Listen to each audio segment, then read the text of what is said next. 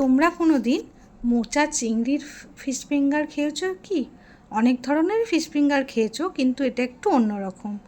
দেখো, কড়ার মধ্যে আমি প্রথমে চিংড়ি মাছগুলো দিয়ে ভেজে নিয়ে তারপর আমি আলুটা দিয়ে দিয়েছি।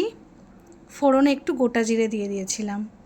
এরপর সেদ্ধ করা ছোলা মটরগুলো এর মধ্যে দিয়ে দিয়েছি, দিয়ে ভালো করে নেড়ে নিচ্ছি।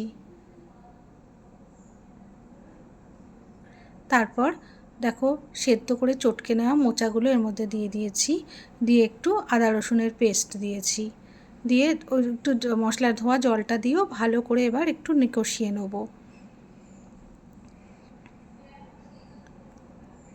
কটা চেরা কাঁচা লঙ্কা দিয়ে দিলাম, দিয়ে ভালো করে নেড়ে নিচ্ছি। আবারও ভালো করে কষাতে হবে। তারপর আমি একটু জিরে গুঁড়ো এর মধ্যে দিয়ে দিয়েছি। তারপর একটু ম্যাগি মশলা দিয়ে দিয়েছি এর মধ্যে, দিয়ে ভালো করে আবারও কষিয়ে নেব।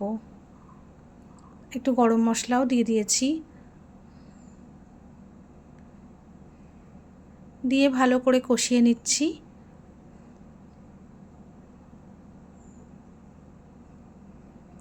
এবার সামান্য ঘি দিয়ে দিলাম, দিয়ে ভালো করে নেড়ে নিয়ে রেডি হয়ে গেছে। দেখো, আমি পাত্রে তুলে নিয়েছি। এবার আমি ওর মধ্যে সেদ্ধ করা আলুগুলো দিয়ে ভালো করে চটকে নেব।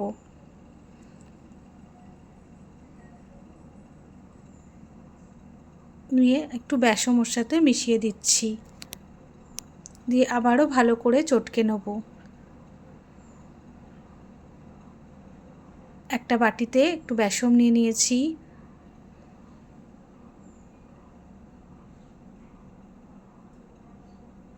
তার মধ্যে একটা ডিম ফেটিয়ে দিয়ে দিয়েছি, লবণ দিয়ে দিয়েছি পরিমাণ মতো, দিয়ে ভালো করে গুলে নেব।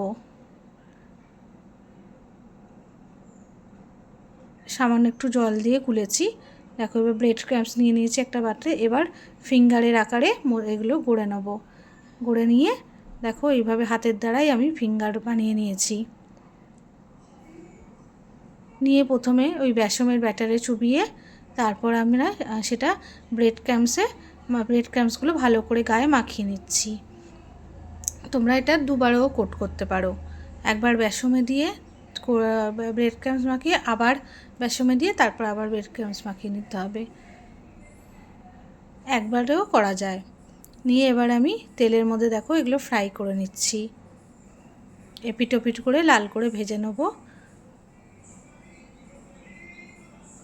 নিয়ে একবার সার্ভ করে দেখবে কি দারুণ হয়। এটা তোমরা পুদিনা পাতা, চাটনি, সস সবের সাথে সার্ভ করতে পারো। দেখো কি দারুণ হয়েছে আমার এই ফিশ